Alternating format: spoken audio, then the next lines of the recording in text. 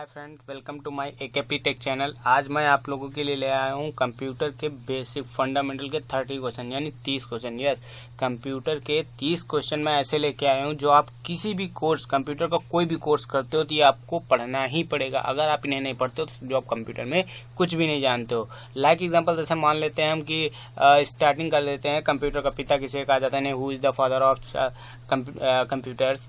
ठीक है, तो मैं आप लोगों के लिए ऐसे ही करके कुछ बहुत ही इंपॉर्टेंट यानी 30 क्वेश्चंस लेके आए हूँ जिनकी प्रिपरेशन मैं आप लोगों को आज इस वीडियो में कराऊंगा। ठीक है, तो बने रहिए मेरे साथ इस वीडियो के लास्ट तक और वीडियो को लाइक शेयर कमेंट जरूर कीजिएगा, जिसके साथ आपके साथ साथ किसी दूसरे की भी प्रिपरेशन हो पाए। ठीक है गाइस, तो आ जाते हैं हम अपने क्वेश्चन पे। जैसे कि हमारा सबसे पहला हुआ लिखा है, कंप्यूटर का पिता किसे कहा जाता है। तो आपको पता है कि कंप्यूटर का पिता चार्ल्स बेबेज को कहा जाता है। ओके गाइस, तो जैसे मैंने अभी आपको बताया कि कंप्यूटर का पिता किसे कहा जाता है, तो चार्ल्स बेबेज को, यानी आपका राइट आंसर कौन सा होगा, ए यानी चार्ल्स बेबेज। फिर उसके बाद सेकंड क्वेश्चन आपका आता है, कंप्यूटर का दिमाग किसे कहा जाता है। तो सीपीयू को, क्योंकि आपको पता है कंप्यूटर की सबसे ज़्यादा प्रोसेसिंग कहाँ पे होती है, सीपीयू में, इसीलिए कंप्यूटर का दिमाग किसे बोला गया है, सीपीयू। फिर उसके बाद आपका नेक्स्ट क्वेश्चन है, किसी प्रोग्राम में बग किसे कहते हैं। बग यानी इरर, कंप्यूटर की डिफिनेशन में गलती यानी इरर को बग बोला जाता है। जैसे कि अभी आपने देखा वैसे ही हम बता रहे हैं आपको, यहाँ पे आपका ऑप्शन नंबर ए सही होगा यानी इरर। ठीक है, फिर उसके बाद नेक्स्ट क्वेश्चन है हमारा, भारत में विकसित पहला सुपर कंप्यूटर कौन सा है। देखो, भारत में पूछ रहा है, ना कि वर्ल्ड में, यानी विश्व में नहीं पूछ रहा आपसे, केवल भारत में। तो भारत में विकसित सुपर कंप्यूटर कौन सा है आपका, परम। ठीक है, कहीं परम मिलेगा, कहीं आपको परम 10,000 मिलेगा, क्योंकि ये एक विकसित रूप के कंप्यूटर से, यानी लाइक आप बोल सकते हो पहले परम आया, फिर उसके बाद परम 10,000, फिर अनुपम, ऐसे करके बहुत सारे सुपर कंप्यूटर हैं। सबसे पहला जो था वो परम था आपका।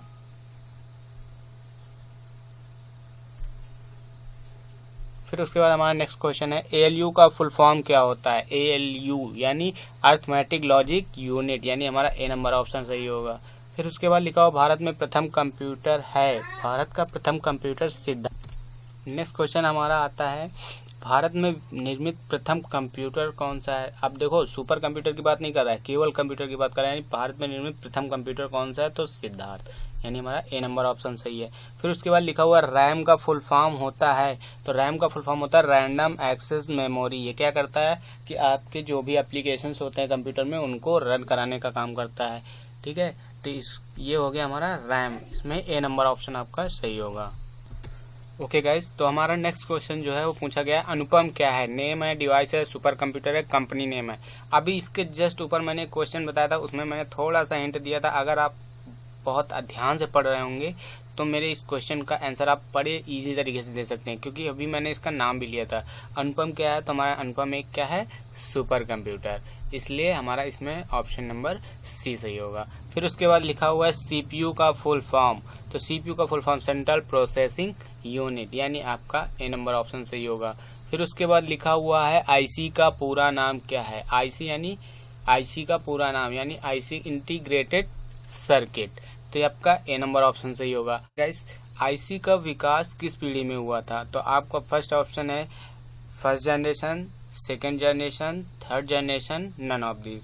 तो ये जो IC है, ठीक है, इसका पूरा नाम तो इंटीग्रेटेड सर्किट है, मैंने बताया आपको।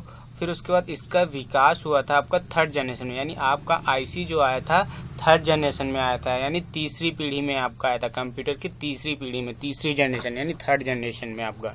ठीक है, तो आपका इसमें कौन सा ऑप्शन सही होगा, आपका सही होगा आपका सी नंबर ऑप्शन। ठीक है, फिर उसके बाद नेक्स्ट क्वेश्चन हमारा है कि प्रथम पीढ़ी के कंप्यूटर में प्रयोग करते थे, यानी हम पहली पीढ़ी की जो कंप्यूटर थी उसमें क्या प्रयोग करते थे। अभी हमने बताया थर्ड जनरेशन में हमारा ये IC आया था, तो हमारा प्रथम पीढ़ी में हम कंप्यूटर में क्या यूज़ करते थे, यानी कंप्यूटर में स्विचिंग डिवाइस की जगह पे हम क्या यूज़ करते थे, कौन सी टेक्नोलॉजी का यूज़ करते थे।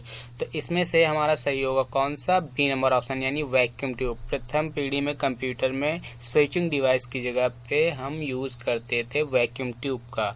ठीक है, फिर उसके बाद ट्रांजिस्टर आया, फिर उसके बाद IC आई, फिर ऐसे करके बढ़ते गई जनरेशन, फिफ्थ जनरेशन होती कंप्यूटर की, मैं आगे आपको बहुत एक्सप्लेन करके बताऊंगा।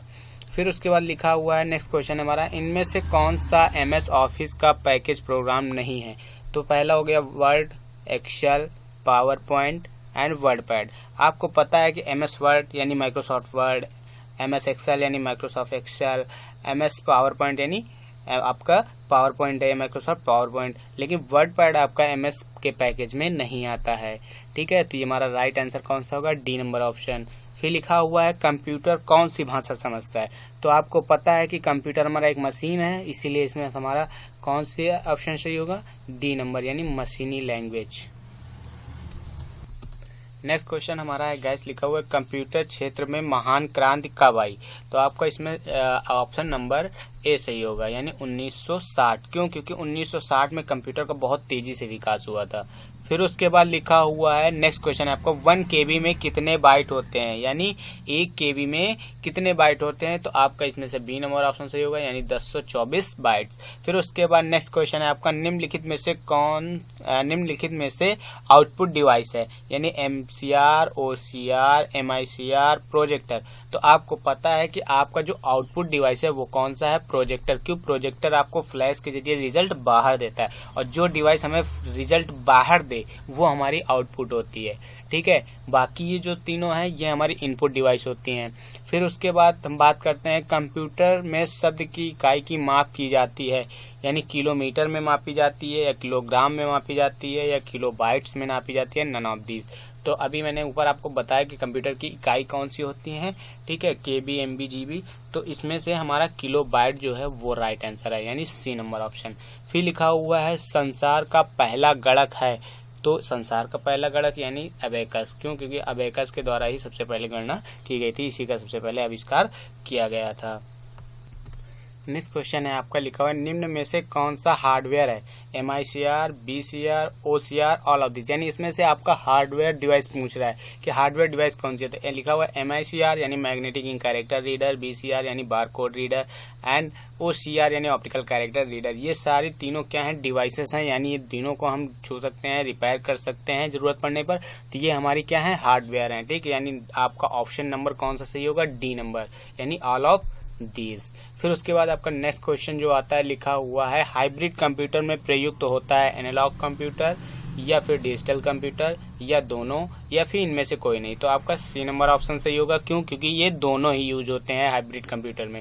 नेक्स्ट क्वेश्चन है आपका कंप्यूटर पर गेम खेलना आसान बनाता है। बहुत ही इजी क्वेश्चन है, कंप्यूटर पर गेम खेलना आसान बनाता है यानी mouse, keyboard, joystick, none of this. यानी आप का राइट आंसर जो है वो है सी नंबर ऑप्शन, यानी जॉयस्टिक जो होता है वो आपको क्या करता है, कंप्यूटर पर फास्ट गेम खेलने के लिए इनपुट डिवाइस में आता है आपका ये। ठीक है, तो आप जॉयस्टिक से कंप्यूटर पर बहुत फास्ट गेम खेल सकते हो।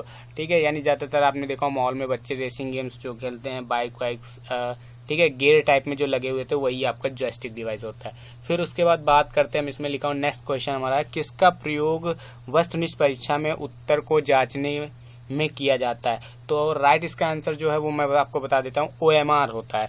OMR डिवाइस जो होती है वही से हमारी OMR सीट चेक होती है इसमें, लेकिन OMR ऑप्शन नहीं है, लिखा हुआ है MICR, BCR, OCR और नन ऑफ दिस। तो हमारा इसमें से कौन सा सही होगा, डी नंबर ऑप्शन यानी नन ऑफ दिस। फिर उसके बाद हमारा नेक्स्ट क्वेश्चन लिखा हुआ है MS पेंट में बनाई गई फाइलें का विस्तारित नाम बताइए। MS पेंट में बनाई गई फाइलों का विस्तारित नाम बताइए। तो MS पेंट में जो फाइल बनती है उसका विस्तारित नाम बताना है आपको। ठीक है, तो उसके लिए हमारा जो यानी एक्सटेंशन नेम बताना है आपको। तो आपका इसमें सही जो होगा वो बी नंबर ऑप्शन होगा यानी .bmp यानी बिटमैप पिक्चर्स। ठीक है, फिर उसके बाद हमारा जो नेक्स्ट क्वेश्चन है लिखा हुआ है गैस नोटपैड का प्रयोग पिक्चर ड्रा करने में किया जाता है। तो ये आपका फॉल्स होगा। ठीक है, क्यों, क्योंकि आपको पता है कि नोटपैड का प्रयोग हम केवल टाइपिंग और एडिटिंग के लिए करते हैं, ना कि पिक्चर ड्रा करने के लिए, यानी हम इसमें पिक्चर ड्रा नहीं कर सकते हैं। फिर उसके बाद नेक्स्ट क्वेश्चन लिखा हुआ आपका पेंट सॉफ्टवेयर का प्रयोग संगीत सुनने में होता है। तो ये भी आपका फॉल्स होगा। क्यों, क्योंकि यानी ये भी आपका असत्य होगा। क्यों, क्योंकि आपको पता है कि पेंट सॉफ्टवेयर जो होता है यानी जो हम पेंट करते हैं उसमें ड्राइंग केवल बना सकते हैं, ना कि हम सॉन्ग सुन सकते हैं। ठीक है, फिर उसके बाद आपका नेक्स्ट क्वेश्चन है लिखा हुआ है स्पेस बार कीबोर्ड की सबसे लंबी कुंजी है। तो ये आपका ट्रू होगा क्योंकि स्पेस बार आपके कीबोर्ड की सबसे लंबी कुंजी होती है। फिर लिखा हुआ है डेस्कटॉप पर छोटे छोटे आकृतियों को क्या कहते हैं, पिक्चर या फिर शॉर्टकट आइकन। तो हमारा शॉर्टकट आइकन सही होगा। फिर उसके बाद नेक्स्ट क्वेश्चन हमारा लिखा हुआ है निम्नलिखित में से कौन सा स्टोरेज डिवाइस नहीं है। ठीक है गाइस, तो हमारा इसमें लिखा हुआ है नेक्स्ट क्वेश्चन जो है, निम्नलिखित में से कौन सा स्टोरेज डिवाइस नहीं है। तो आपका जो रैम है ये स्टोरेज डिवाइस नहीं है। क्यों? क्योंकि मैंने आपको सबसे पहले ऊपर क्वेश्चन में बताया था कि रैम का फुल फॉर्म होता है रैंडम एक्सेस मेमोरी, यानी ये एक ऐसी मेमोरी होती है जो केवल आपके कंप्यूटर्स या लाइक आप मोबाइल फ़ोन भी मान सकते हो, मोबाइल फ़ोन में भी आपकी रैम होती है, ठीक है। तो वो क्या करती है, जितने भी आपके एप्लीकेशन होते हैं उनको रन कराने का केवल काम करते हैं, ना कि ये एक स्टोरेज डिवाइस है, केवल चलाने का काम करती है बस। जैसे ही आपका मोबाइल आपने बंद किया वैसे ही सारे एप्लीकेशन आपके बंद हो जाते हैं, यानी आपकी ये क्या होती है, एक मेमोरी, ऐसी मेमोरी है जो केवल एप्लीकेशन रन कराने के लिए यूज़ में आती है। फिर उसके बाद लिखा हुआ है नेक्स्ट क्वेश्चन आपका, टैली पैकेज किसके द्वारा विकसित किया गया है। एक्चुअली गाइस ये क्वेश्चन पेपर है जो मैं आप लोगों को करा रहा हूँ, तो इसलिए इसमें से एक टैली का भी क्वेश्चन आ गया है, तो मैं इसको बता देता हूँ, ठीक है। टैली पैकेज किसके द्वारा विकसित किया गया है, तो आपका टैली सॉल्यूशन होगा, यानी आपका राइट आंसर बी होगा। तो थैंक्स मेरे साथ बने रहने के लिए इस वीडियो में। आपको मैंने जितने भी क्वेश्चंस बताए हैं, मुझे आई थिंक लगता होगा आपको बहुत सारे क्वेश्चन आते भी होंगे, बट जो नहीं आते थे वो भी आपके क्लियर हो गए होंगे। आशा करता हूँ आपको, आई होप कि ये आपको वीडियो बहुत पसंद आया होगा। तो मिलते हैं नेक्स्ट वीडियो में। Thank you.